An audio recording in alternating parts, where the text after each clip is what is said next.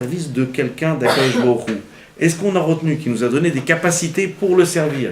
Ou bien non, on se fait fi du fait qu'on est au service d'Akadosh Baruch Hu, et finalement on a envie d'utiliser tout ce qu'on est capable de faire pour nous-mêmes, et dès qu'il s'agit de le servir à lui, alors on est fatigué, alors on n'a pas la force, alors on est dans la médiocrité. Je prends le truc, la bracha. Quand je vais manger, je vais bien mâcher. Je peux vous dire que quand je vais prendre le repas tout à l'heure, il y a le repas, j'espère, il y a le couscous. Je vais prendre le couscous, amène les boulettes, amène la chouchouka, je vais prendre et tout. Bien mâché, de la srina, ah ouais, j'ai tout bien. Mais au moment du birkat, j'embrasse, c'est fini. Si je le fais, parce qu'il y en a, birkat, ils vont même pas le faire. Alors c'est bizarre, au moment de manger, j'ai pris mon temps, j'ai tout goûté, j'ai tout truqué. J'ai tout kiffé. Au moment de faire le birkat, normalement, j'aurais dû prononcer chaque mot de la même manière. Savourer les mots. Je suis en train de remercier Akadosh Baruch Hu. Je suis en train de prendre conscience maintenant de ce qu'il m'a donné. Et il m'a donné la terre d'Israël avec des fruits extraordinaires. Et les fruits extraordinaires de la terre d'Israël sont une bracha pour tous les fruits du monde entier. Et tout ce qu'il y a de fantastique dans le monde, ça vient de la bracha qu'il a donnée sur la terre d'Israël et la gdusha qu'il a mis. Alors finalement, d'une certaine manière, je suis en train de reparamétrer chaque chose, de remettre chacune des choses à la place. Le problème, c'est est-ce que j'ai la force de faire ça, ou je suis asservi, je suis complètement, disons, dominé par ce Yetzirah qui ne me donne pas d'entrain dans la Torah, qui ne me donne pas d'entrain dans les mitzvot, et finalement mon oreille elle est percée à l'instar et à l'image de ce serviteur qui ne sait pas se mettre au service d'Akadosh Baruch Hu, qui reste au service de son maître. Quelque part, d'une certaine manière, c'est ce qui nous arrive, c'est-à-dire qu'ici il y a deux axes que j'aurais essayé de développer devant vous.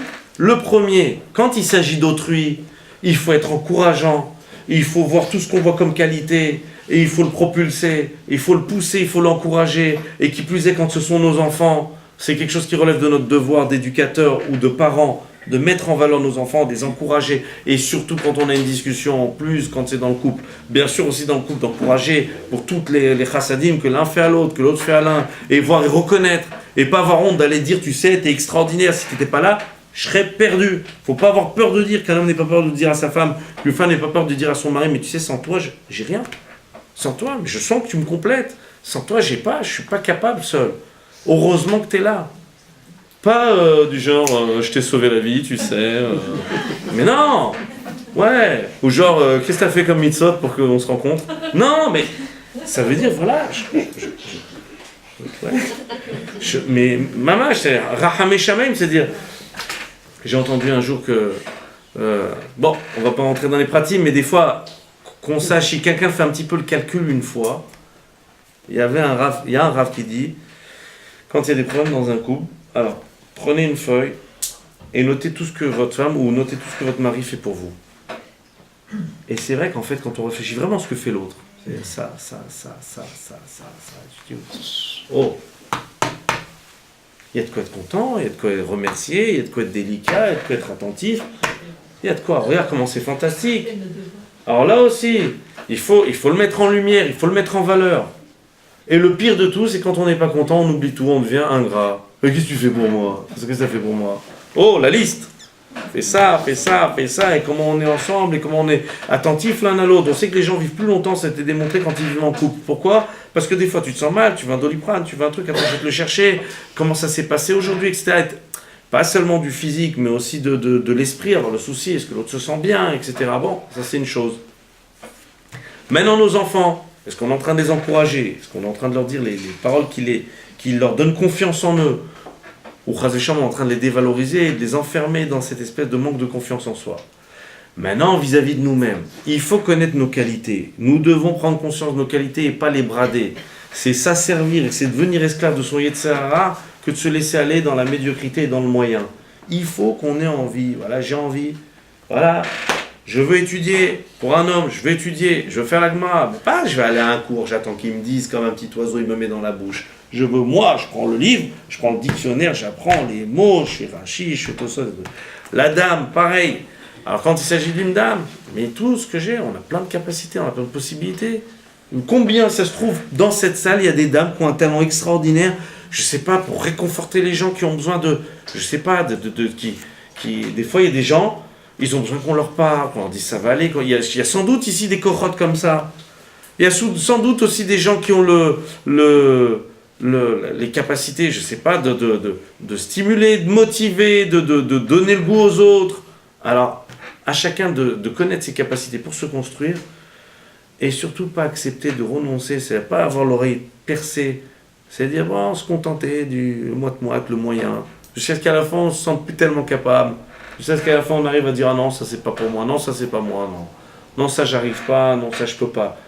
On peut, Hachem nous en a donné la force, alors le minimum de reconnaissance qu'on doit avoir, c'est de rentabiliser, d'exploiter ces capacités qu'il nous a données. On a beaucoup de capacités, on a de la force, vous savez. Quand il s'agit de l'éducation, il s'agit de la communication, il s'agit de tout ce qu'on fait Ben Adam Lachavero entre un homme et son prochain, on peut se contenter du moyen, on ne peut jamais réussir à discuter. On peut par exemple à la place de la communication mettre l'humeur. Vous savez comment c'est mettre l'humeur? C'est quand je suis en train de parler à l'autre, je ne l'écoute pas, je lui balance ce que j'ai envie de lui balancer, parce que je me sens mieux après. Et quand il me parle, je ne l'écoute pas, je suis en train encore de réfléchir à ce que je vais balancer derrière, mettre la deuxième couche. Première couche, deuxième couche. Et de l'autre côté, c'est pareil. Ah, va aller mettre la mytho, c'est comme ça. Mais parler, c'est déjà... On va mettre les humeurs de côté. On va maintenant commencer à réfléchir, on va s'asseoir, on va parler. Et plus qu'on ne se qualifie pas, parce qu'on a appris que se qualifier, c'était faire pas perdre confiance à l'autre, on est en train de... Comment fait-on? Comment est-ce qu'on fait pour parler? Allez, on va essayer d'utiliser Akash Baruch Hu nous a donné la parole, ça s'appelle le dibour. Dibour, c'est quoi? Hahibour. La parole, c'est nous doter de la capacité de parler. Akash Baruch Hu nous a donné ce moyen-là. Comment fait-on pour parler? Vous savez comment on fait pour parler?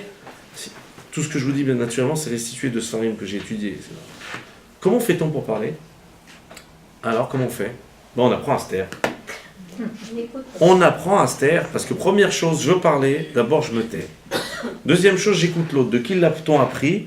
Bet Shammai, Bet Hillel. Il y avait deux rabbanim qui discutaient tout le temps, deux grandes écoles, deux grandes académies talmudiques, qui ont discuté tout au long de l'histoire. Et qu'est-ce qu'ils faisaient? Bet Shammai et Bet Hillel sont toujours en discussion. Et la halakha, elle est comme Bet Hillel. C'est l'avis de Bet Hillel qui a été choisi. Vous savez pourquoi? Parce que Bet Hillel, avant de donner son avis, il répétait toujours l'avis de Bet Shammai. C'est comme si vous êtes deux personnes qui discutent. Alors ici, on est en train de nous apprendre de quelle manière on communique. Premièrement, je me tais, j'écoute.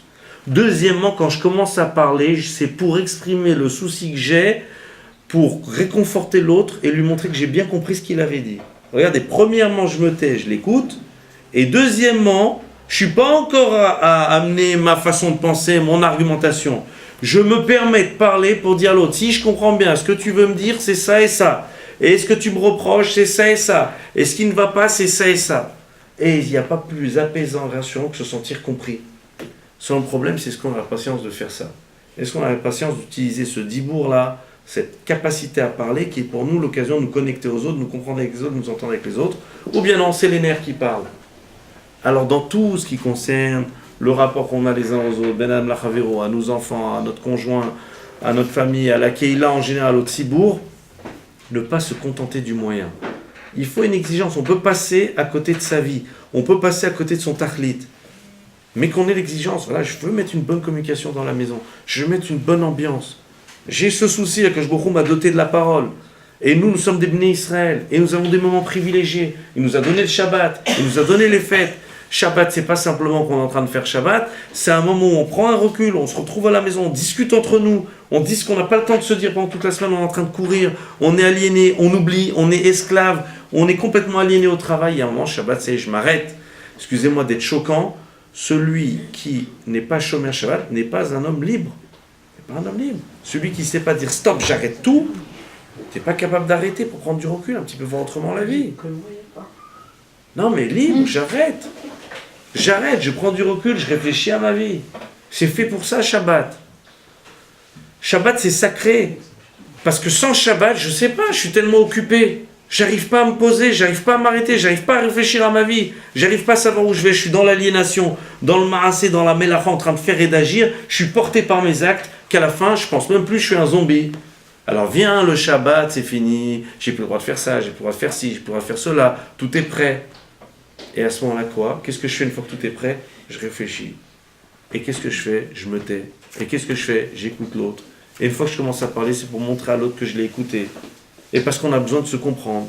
Et une fois que l'autre va voir que j'ai pris la peine de ne pas parler, de l'écouter et de lui montrer que je l'avais compris, d'abord je vais réfléchir à ce qu'il dit parce qu'il y a une grosse partie qui est vraie. Et ensuite, l'autre personne aussi, elle va voir que j'ai un bon fond, que j'ai de la bonne volonté, que moi aussi j'ai envie de discuter. Mais ça s'appelle optimaliser nos vies. Ça s'appelle optimaliser le dialogue. Ça s'appelle optimaliser l'ambiance à la maison. Ça s'appelle optimaliser l'éducation de nos enfants. Ça s'appelle le bonheur, Bekitso. Akash Baruch Hu nous a donné plein de moyens fantastiques qui font qu'on peut être heureux. On peut sourire, on peut discuter, on peut parler, on peut être bien, on peut mettre une bonne ambiance. On ne va pas se contenter de la médiocrité. Il faut rentabiliser tout ce qu'Akash Baruch Hu nous a donné pour le servir.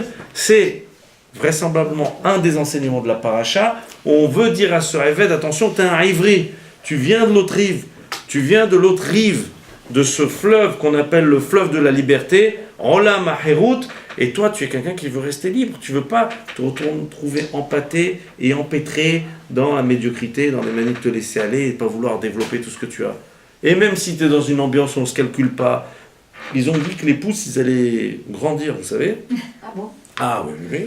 Regardez, ils ont dit que les pousses... Non, mais sérieusement, il y a une étude qui a été faite qui dit que dans quelques siècles, on aura des cuisses, des pousses, des grosses cuisses, et on sera comme ça tellement maintenant... Et vous voyez les gens à émettre. Ceux qui font comme ça, ils vont avoir des gros doigts. Je sais pas, ça veut dire il va y avoir une adaptation au milieu ambiant. Et là, on est là et on suit, et vous voyez tout le monde comme ça, je vois, c'est infernal.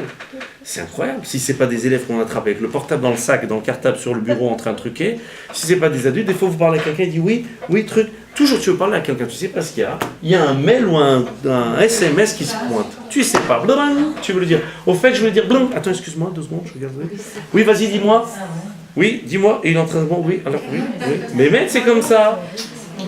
Et nous sommes des rivrim. Alors nous, on va à l'opposé de tout ça. Qu'est-ce que ça veut dire, on va à l'opposé de tout ça? Eh ben, il y a des moments, stop, je l'éteins. Je rentre, je suis à la maison, on s'est pas vu de la journée, je l'éteins. J'ai pas vu mes enfants de la journée, je l'éteins. Et puis si les enfants ils l'ont, ils sont en train, ça y est, s'ils l'ont, parce que c'est encore une question, est-ce qu'ils devraient l'avoir? Mais mettons qu'ils l'aiment maintenant qu'on peut pas faire autrement. Alors au moins on pose des armes, ça on va faire quand chacun il rentre. Le Beth Amikdash, la maison c'est un Beth Amikdash. Au Beth Amikdash on n'avait pas le droit de rentrer avec les armes.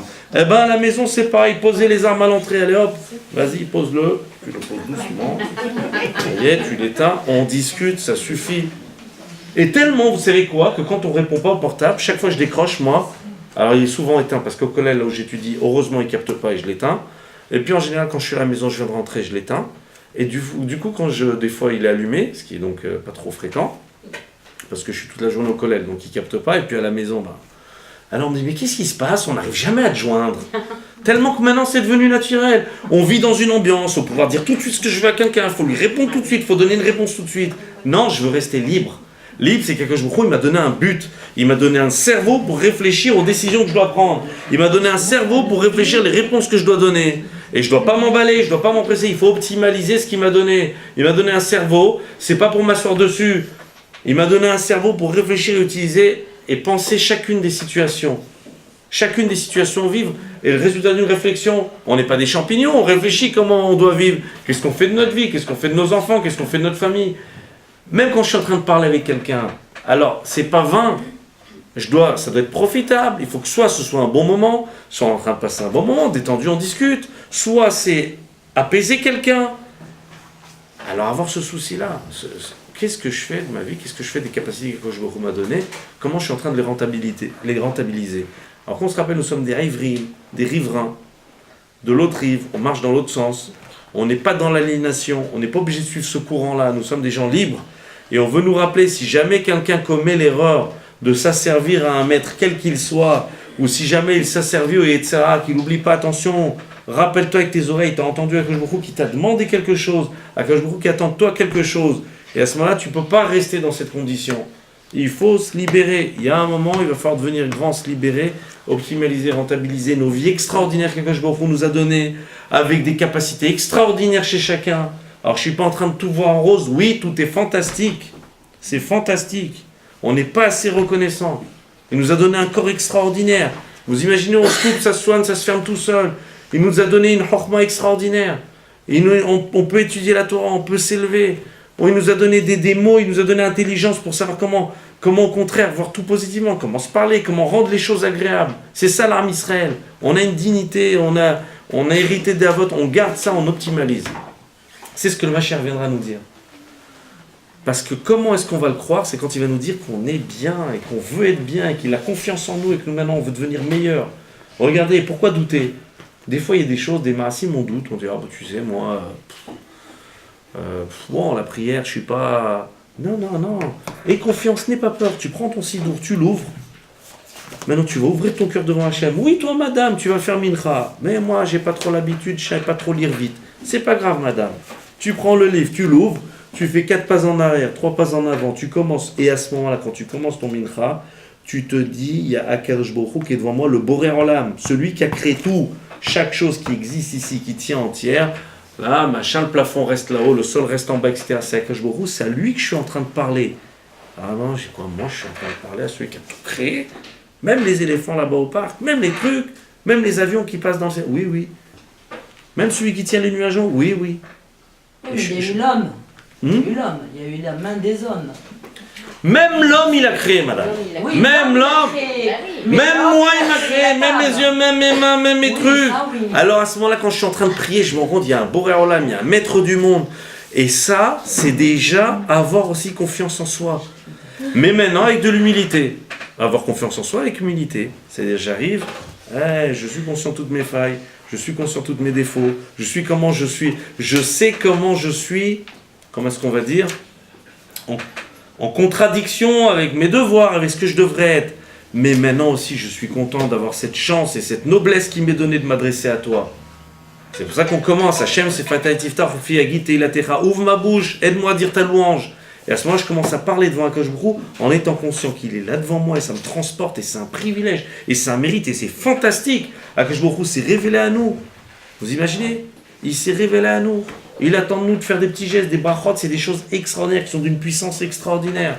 Et encore une chose, rentabiliser ce monde-là, c'est pas perdre de vue qu'on a un but et pas perdre de vue que ce monde-là n'est aussi qu'un moyen, c'est pas le but. Le but, c'est ni l'argent, c'est ni la beauté, c'est ni la gloire. Le but, c'est le Olam Haba et de s'approcher d'Akadosh Baruch Hu. Et ainsi, la chose fantastique, la récompense qu'on aura, c'est de s'être accompli et s'être réalisé. Mais pour ça, il faut avoir de l'ambition de, disons, rentabiliser au maximum toutes nos capacités, devenir meilleurs et donner le meilleur de nous-mêmes. Et rester libre, voilà, la liberté.